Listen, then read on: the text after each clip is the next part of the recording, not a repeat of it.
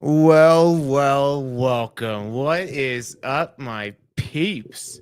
Happy Thursday. This is Colorado Chronicles with your boy, Sean, Mr. Murphy, Sean Mountain Murphy, Sean Rocky Mountain Murphy the first. Throwing it down, telling you guys today I'm gonna change it up a little bit. I was a little bit I was a little bit behind in the prep this week, and I was looking for some good articles, and I just didn't love it. And so I felt like today I was going to do a little bit something different, and we'll see if it pops off. We'll see if you guys like it. Today, I'm going to give you just going to do a little story time, little fireside chat with Mr. Murphy. And we're going to just to give you five Colorado stories about these are kind of some of the more well-known stuff if you live here. But if you haven't lived here or if you are new to Colorado, there's going to be some fun facts for you guys. So if you guys can do me a favor, one, let me know where you're hollering from today. Let me know where you guys watch it from in the chat. I appreciate that. And then also, two, make sure you let me know. Can you hear me? I've been struggling sometimes getting that audio rocking and rolling, but I think we're good today. So give me a quick shout out. Let me know where you guys are watching from in the comments, and then yeah, let me one of you give me a thumbs up on the audio. Make sure you guys can hear me. This is live Thursdays. Missed past couple weeks. One was my birthday, and then I forget what the other one was, but we are back Thursdays, 6:30 Mountain Time. Colorado Chronicles, just telling you some stories, telling you about some. Today I got stories. I got development stuff going on, new restaurants, new urban planning, just new things going on in Colorado. So, uh, again, what is up? Good to see you guys. All right, thank you. I appreciate you, Jolie. Jolie, I think I'm saying that right. And then Mr. Twister WX, happy birthday. My birthday was on Monday. I appreciate that. I had a good time. I have been eating so much cake. There's My girl made me a cake. I told her to please take it. So please take that cake. I have no self-control. I'll eat it, and I'll eat so much of it until the point that I'm like, I have to just eat all of it and hate myself because I just have to get at this out of my house. So, but I appreciate it. We got Callie D Dub in the house from the Bay Area. I was not in the Bay. I was in San Diego though last week, and I really liked it. San Diego. I visited several California cities before, and I feel like San Diego was like the place that felt the most Denver like in the sense that not a ton of people seemed like they were from there. And so I felt like a lot of people were receptive to us not knowing what the hell was going on. As far as like places to go, our Uber drivers, all of them were like super welcome and friendly and helpful. And yeah, I had a good time in San Diego. I didn't know about this whole marine layer thing that happens right there by Pacific Beach. What do we got? Questions. Do you think Castle Rock or Highlands Ranch schools are better? So I have to be very careful with a real estate license to give you guys to talk about like schools which are better than the other ones. But what we can do is use a great resource here. Let's do through this. And I got stories. Who am I talking about? I'm talking about Buffalo Bill. I'm talking about unsinkable Molly Brown. I'm going to talk about the Pikes Peak race down just west of Colorado Springs. And I'm going to talk about Sloan's Lake. So if you know Sloan's Lake, it's just west of the greater Denver metro area. I'm going to talk to you all about like how that sprang up. And then I'm going to finish up talking to you about Blucifer, our our beloved scary looking demon horse out by the Denver airport. So that's what we're going to be talking about today. But let me hit your question here real quick about the schools, cuz my recommendation is always to go to greatschools.com. So I can't really say, which school is better legally. Um but let's go to greatschools.com. And let's see, between let's just chat GPT it. Uh, according to greatschools.com, which has a better school system, Highlands Ranch or Castle Rock? I did just have a property go live over in Highlands Ranch just today, hours ago. That new hotness. I will show you real quick. I'll give you guys the first look.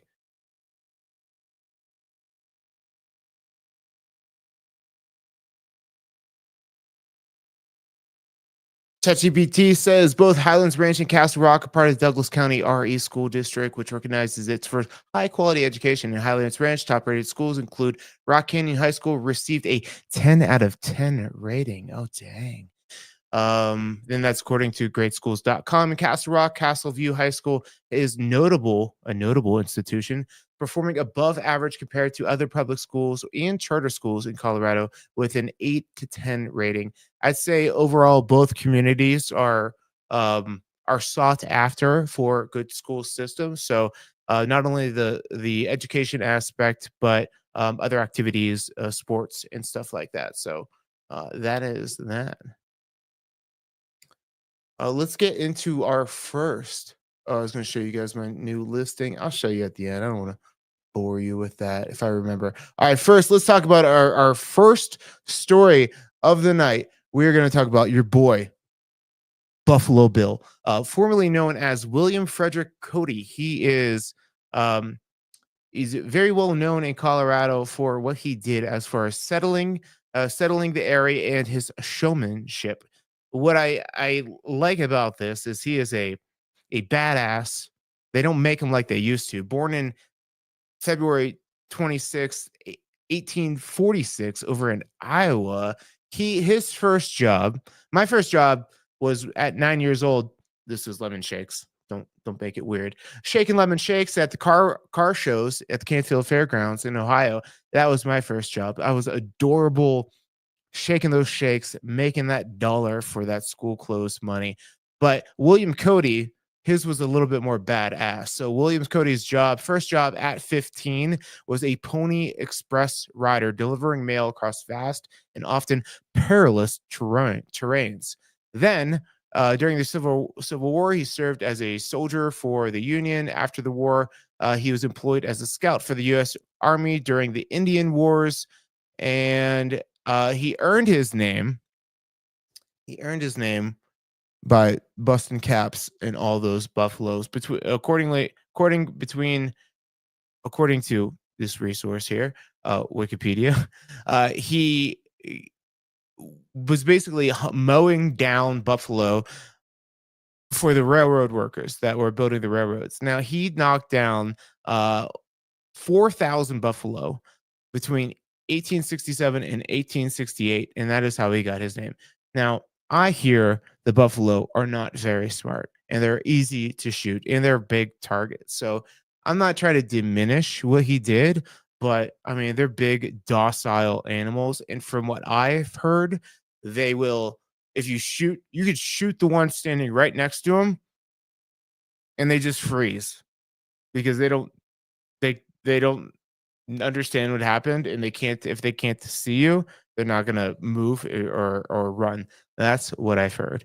But then in 1883, he capitalized on his frontier name, Buffalo Bill, by having the Buffalo Bills Wild West, a traveling show that dramatized elements of Western life. This is back when everyone out east and even overseas in England, they were captivated by the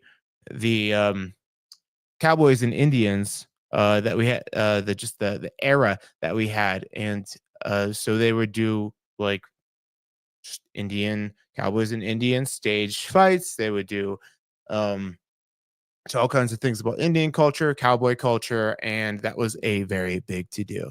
And so he was just kind of like really well known in the area. If you go up, so just west of the Colorado School of Mines, you can go up and see his final resting place. He is at the top of Lookout Mountain in Golden, Colorado, and they have a Buffalo Bill uh, museum there, and then they have a little shop where you can go get some fudge too. So one, the drive up to Lookout Mountain, it's a really fun, it's a fun drive, summer drive, windy. You get great views, and then um, and then you can just go get some fudge. So and then throw a coin on his grave because I don't know why that is a thing, but you could do that. So that is your boy Buffalo Bill, and so you'll in Colorado you'll see a lot of Buffalo Bill stuff, and this is him. Not I saw the one picture. Not him. That's a different Buffalo Bill. That is not the gentleman we are talking about tonight. All right, so that is your first story of the night. Next up, who we talking about? We talking about your girl, Molly Brown. So unsinkable Molly Brown. This sweet gal, I like her because she was a come from nothing type gal, born in Hannibal, Missouri, an Irish daughter of Irish immigrants, and known as Maggie in her early life. But she got her name Unsinkable Molly Brown because her nephew, I think, her nephew was sick and she was taking the journey to go see him on the famous ship, the Titanic. So that is not her. That is the actress that played her in the movie. Um, do we have any? There she is. There's your girl, Unsinkable Molly Brown. And so she was on the Titanic when that bee went down. Other than that, she was in the boats and they're floating away. She was helping people get on the boats. And then she was one of those few rescue boats that said, yo, we got a little bit more room. We got to circle back and pick up some more peeps. So she was on her boat. She was loud and outspoken about the need to go back and pick up some of the homies. Now she made her money. Well, her husband made the money, but she married the guy, which was smart for her. And so she married Joseph J.J. Brown. He was a self-educated miner, and they were up in Leadville. I think it's Leadville is I feel the highest incorporated town in America. I believe that's what their title is. And he did struck a substantial gold seam, and that's what gave them all this wealth. After that, after they became hood rich, they moved down to Denver. You could still see the Molly Brown house. It's a museum. You could go check that out. And we'll have like Golden City Brewery has like unsinkable Molly Brown ale, and so you'll see unsinkable Molly Brown stuff around Denver.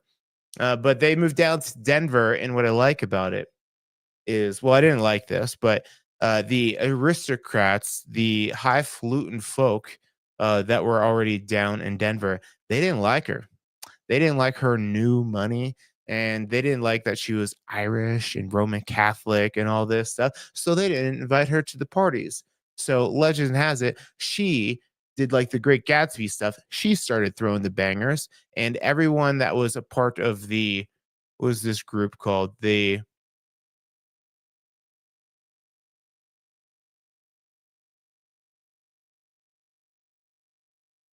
Sacred 36. That was the name of a bridge elite group that played bridge and stuff like that. And she was never invited to the party. So she threw the bangers. And then I'm telling the story right now. What do you mean? Who is this woman? I'm telling the story right now. This is unsinkable Molly Brown. Yeah, and then she didn't invite any of them to the parties, which I love that. So that is your girl Molly Brown. You see a bunch of Molly Brown stuff around this city, and she is why. What else? And if you guys have other things that you've heard of, tales, I might not know the full story, but I'll make something up for you. We'll make it entertaining. Next story I want to tell you guys about is Crazy Race. This is the Pikes Peak International Hill Climb. Now, this is one of those things that when you see it, you're like, how is this possible? Like, not like how is this possible, but like it seems so dangerous. So what it is the race in the clouds is what it's also called. Annual motorsport held at Pikes Peak in Colorado, established in 1916. That's when they like just got cars going too. Let's just think about that. On these roads, I mean, we're looking at like a sports car, a race car here. Back in the day when they were just getting cars going, these motorheads were like, let's race to the top. And the road wasn't even paved at the time. Look at this. So the race starts at I mean, yeah, they've been doing this annually. So it's a 7 mile race, a 7% average of 7.2% incline, which you're like, oh, that doesn't sound like that much. But then you're hitting these like these uh horse, what do they call them? Not horseshoe turns, switchbacks is what we call them out here too. Hit all these switchbacks as you go up the hill, and so they basically go from where they start at. I think it's like a couple miles in on the race. Yeah, so they start at 4,720 feet, which is, I mean, oh no, that's how much elevation gain. 4,720 feet elevation gain. They're starting at 9,390 feet, and they go up to 14,115 feet. So Pikes Peak, if you're not racing, which you shouldn't race up it, if you have people that are afraid of heights, they will crap their pants just because you get hit parts of this that you are insanely close to the edge, especially at the top. So if you're afraid of heights, or if you want to mess with somebody that is afraid of the heights, you take them up here and scare the crap out of them. Uh, have been, and you're saying like, okay, this doesn't seem safe. It's not. There have been several people that have died, notably four motorcycle race drivers and motorcyclists from 2014, 15, 19, and 16. Uh, Four motorcyclists died. So they put an end to the motorcycle aspect of it, but they are still racing it every year. But if you're not familiar, you can drive as one of those like crazy scenic tours. You're good, eh? He's like, I'm sorry. You're good. You're good. This is one of those things like so if you're going up I-70, you can go to, it's called Mount Blue Sky now. It used to be called Mount Evans. But just right at Idaho Springs, you bust to south and you go down 103, and you have to get tickets, passes for it. I think you have to get tickets and passes for the Pikes Peak one as well. They like charge you by the car, but you can drive all the way to the top. And this is one of our 14ers. And so there's only a few 14ers that you can drive to the top of. Pikes Peak is one of them, and then Mount Evans.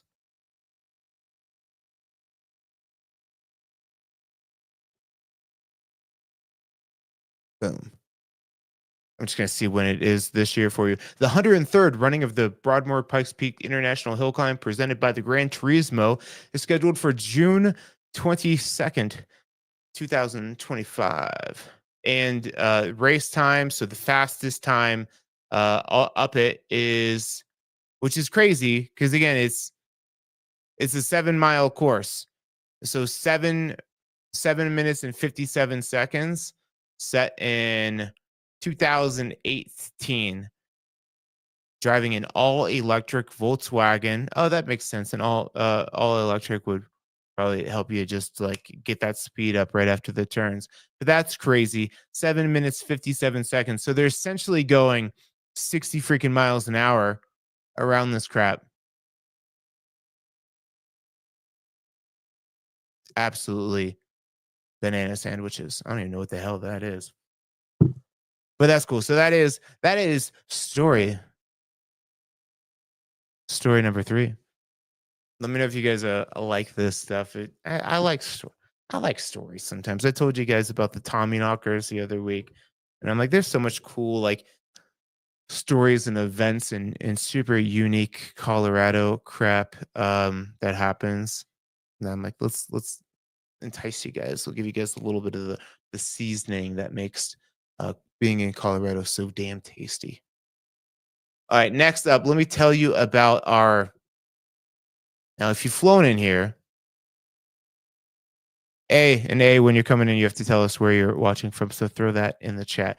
Now, if you guys have seen this, if you've been to Denver, you have likely seen this, especially if you're going to the airport at night. That is when you will get the best visual of our dear beloved demon horse, Blucifer. He will be on your left, and his eyes will be glowing just like that. That is not edited. We have a crazy, scary demon horse out at our airport, and we freaking love it. So don't talk crap. So Blucifer is nicknamed as the Blue Mustang, a 32-foot tall, bright blue fiberglass sculpture donated to the DIA airport. Now, story behind it, the demon horse, is that because its creator Luis Jimenez, uh, he was like, I believe he's from Mexico, maybe, or New Mexico, or something like that, somewhere down south. But the a section of the horse when he was making it fell on him and killed him. So the demon horse killed his creator, which makes the story all more, odd, especially because it's not like a super sweet looking horse, um, fully equipped with his unit down there on his undercarriage. So yeah, so that is our horse. He's been the subject of a lot of fascination, speculation, and conversation, associated a lot of times with the other. If you really want to go down a rabbit hole, go check out the other conspiracies and weird stories with DIA. Do I think they're true? I really do. I do think they're true. Story is with DIA. I'll tell you all about it. Let's just do into that. Since we're at the airport already with this story. So in DIA, the story is that all the oligarchs, a lot of the oligarchs from around the world, like Queen of England, well, not anymore, but the royal family and all these other people have bunkers and things like that out at the DIA. That's one of the ideas, that they purchased land out there, and then there are stories of workers with these underground tunnels. So I think there's a lot of like bunkers being built for end of world stuff. It makes sense. Put it up here in the mountains. Every time I watch those history shows where they're talking about like the end of world, the past like end of world, where there's great reset in the population where only a few people survived. It's typically those that made their way underground. So I think it is a safe haven for when shit goes down. And the other weird thing about the airport was that it was like we had a totally functioning airport over by Buckley, kind of over by Buckley Air Force Base over there, and so fully functioning. They said nothing was wrong with it. This was before I was here, but it said nothing was wrong with it. And then they commissioned the new airport out here for some odd reason. Look at that thing. Look at that steed. Look how crazy. Why? Why did we do that? And then in the airport here, let me show you some of the. If you guys aren't familiar, I'll pull up. Let's just go down the rabbit hole real quick with the DIA conspiracy. Are you guys down? Are you down?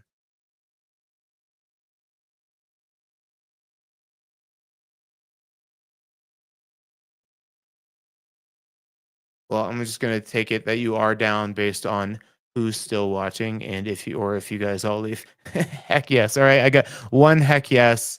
Thank you, A. All right, so this, and then there's all these like cryptic end of days murals going on at the airport, which seem totally unnecessary. So we have this one here. It looks, and there's like a series of these. This looks like the end where, in my opinion, it looks like some um uh like police state enforcer government. It looks like he's got a gas mask on. He's passed away. There's doves on him, sign of peace. All these different countries have the weaponry and everything like that wrapped in their flags. And then you just have children, kind of like a rebirth thing. Children from all around the world, of all denominations, are are celebrating. Why? Why do we have this? Why is this a mural that you need to have at an airport? Here's another one.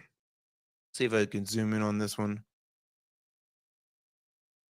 There you go. So this one is a mural of, it's just like it looks like a lotus plant or something like that. Yeah, New World Order. A said it. New World Order type stuff. So yeah, and then who's financed the airport, I guess, was a big question as well. So yeah, some New World Order shit for sure. This is another mural. Um, it looks like another like rebirth type mural here. This one's not as exciting. Let me get the guy. Okay, here's one with a whole bunch of people that have died. There's fire in the sky. There's it's just weird murals of like this, and it's like it's so ominous. It's like what's going on?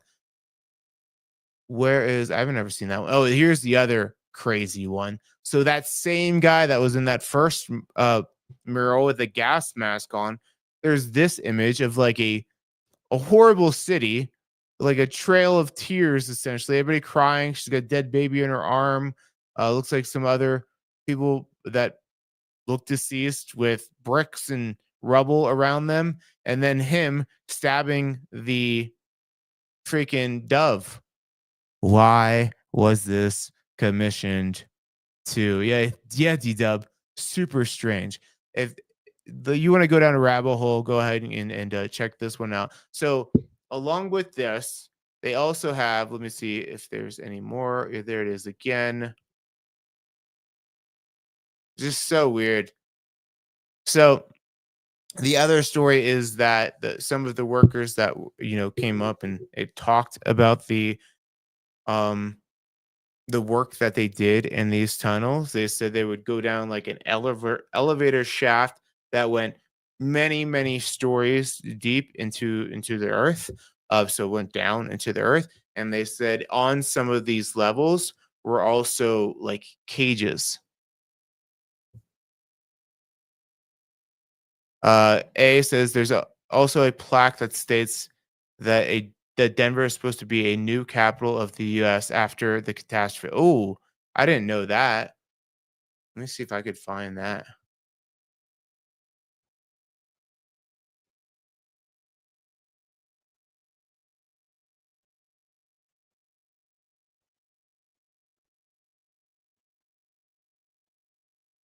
So what you guys need to do is you need to come out here and buy land in Colorado because this is where the world is going to restart. And if you need help with that, hi, I'm your boy. I'm Sean.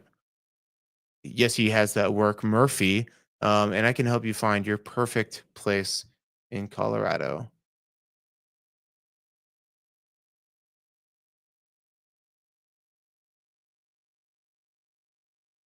I can't find the plaque that you're talking about, but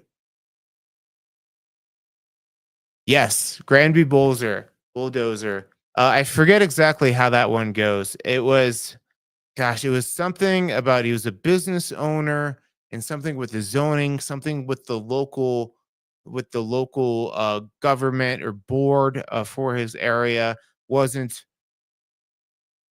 wasn't they did something. They screwed up his business or screwed up his property or something like that. So he basically took like a I think it was a bulldozer. It was like a skid loader, but a giant one that he put like metal plates on it and he turned it into a tank, basically. Was it a bulldozer? Yeah, it must have been a bulldozer. But then he put metal sides on it and stuff like that to basically make it a tank. What do I have? I got one last story for you guys here, and then I will show you my cool listing if you want to see it. All right, so Sloan's Lake. This is Sloan's Lake. This is the city right here. Better picture, please. All right. So this is Denver. Boom, boom, boom, right here. To the left here is Sloan's Lake, just at Sheridan and Colfax, essentially. A lot of new development going on here, the south side of Sloan's Lake. There's like a new homegrown pizza, Starbucks, whole bunch of stuff that didn't used to be here. So they're kind of building out a bunch of condos, townhomes, stuff like that. That's not what I'm here to talk about, but that's where Sloan's Lake is. So the story is of how it was created way back when. So it was not originally a lake there, which is the thing. There was no lake. Um, is that area predominantly Jewish? Well, I couldn't talk about schools earlier based on my license. Do you think I'm able as a real estate agent to tell you where different religions, like nationalities, cultures they live?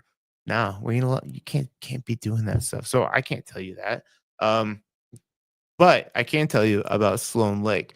So its creation was attributed to a gentleman that had purchased the land, Thomas Sloan, back in 1861. So picture yourself. You are Thomas Sloan. You bought this land. You're really excited. You're going to develop it. And you're like, you know what? I need to put a well on this land. So he started digging for a well, and then he struck water. He said, hallelujah. That's awesome. We got water. We hit it. But then he waited a little bit, and the water just kept coming up out of the ground and just kept coming out of the ground until then he realized he actually hit a spring or underground aquifer is what it says. But basically, it breached and caused water to flood the whole area, covering 200 acres. I think it's just a funny day. I think that's a funny day in your life when you're like, you were like, I am going to put in some hard work. I'm going to dig this well. Or I'm going to dig a well. I'm going to put my house right there. I'm going to do this over here.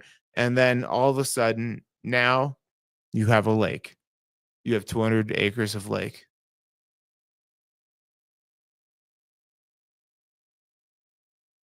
Yeah, pretty crazy. That's all I got for you. That one. I was just imagining like, who do you talk to? Like, I don't know. Did it run and like flood other people's homes, or did he own all of that territory? Like, you got some explaining to do, and that's why you don't really see any bodies of you don't see any bodies of water feeding Sloan Lake because it is an aquifer. That's fun. And lastly, we are going to finish up here showing you guys that new hotness. Give me 1 second to pull it up. If you guys, hey, this is where we chop it up together. So if you guys have any questions, throw them in the chat. Do you guys have any any tea that you want to spill? Anything that you guys want to talk about? Let's freaking go.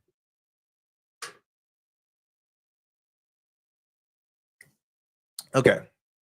My new listing. She's super sweet.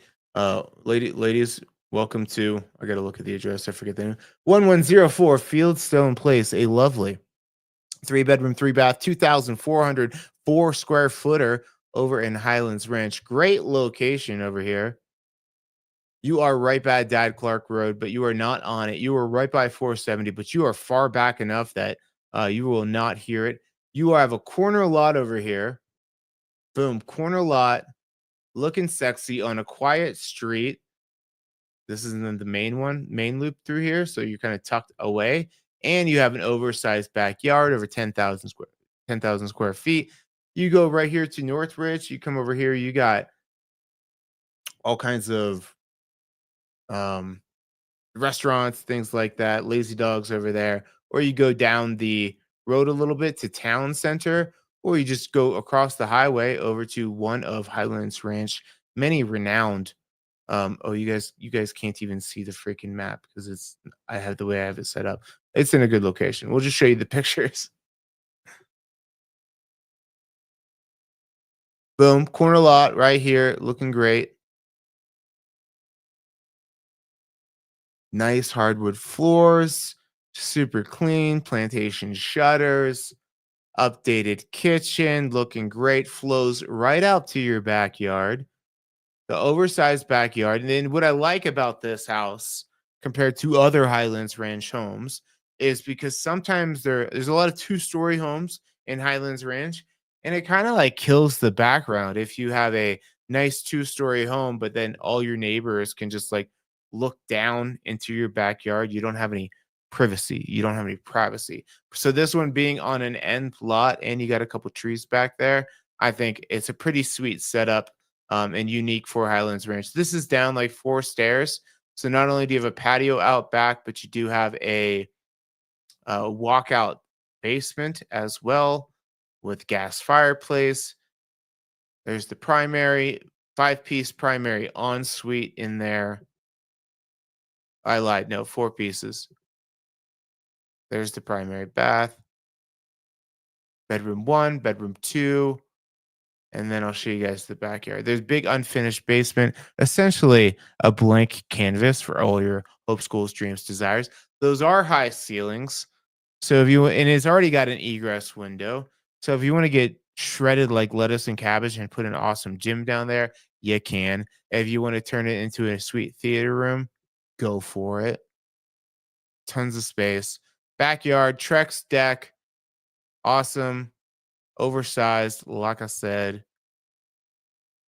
So you get this goes off the kitchen, this goes off the that basement area. Huge, huge. He's like, should I move the Raptor out? And I was like, yeah, it's a pretty sick Raptor. Let's leave it in there.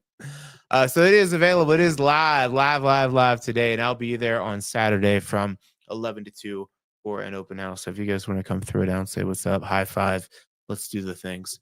And that is it. That is what I got for you guys this week. Let me know if you guys like the stories before you head off. Give me a thumbs up on this version of Colorado Chronicles if you like. Not giving like development news and things like that, but not what's coming, but what's already happened. Do you like some of that past? Make sure you let me know. Subscribe to the channel if you haven't yet, and I will see you guys next week. Have a great one.